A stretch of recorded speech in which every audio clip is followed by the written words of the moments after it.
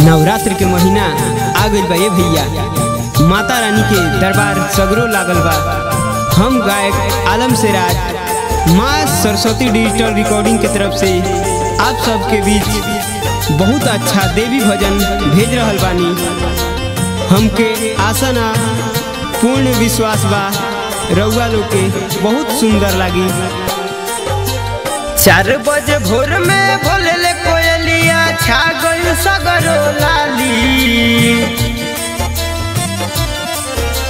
4 बजे भोर में भोले कोयलिया छा गई सगरो लाली। माई खोली ना के मारी ओइनी रहू रे दुआरी। माई खोली ना के मारी ओइनी रहू रे दुआरी।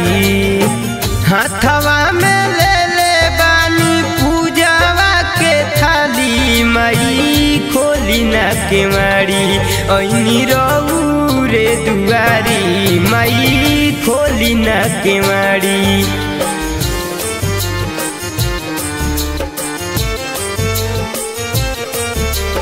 Music by Jaswant Kumar.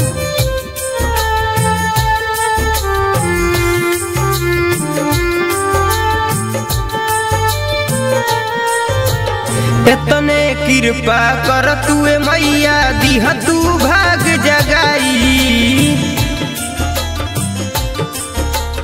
मन में बलल सा हमरो एक बेर दिह तू दर्शन देखाई। तोहर कृपा होई त मैया केहू न जाई खाली।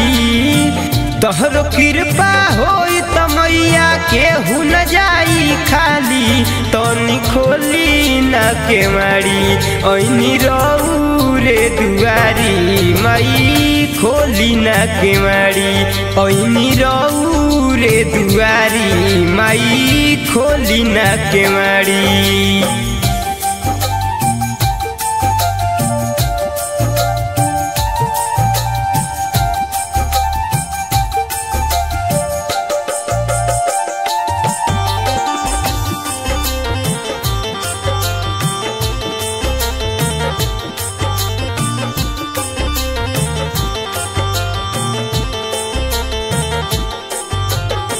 परदीप परवाना मैया शरण में अइले। शरण में आके मैया सिरवा नवैले। राहुल भोजपुरिया राउर करी है पूजाई।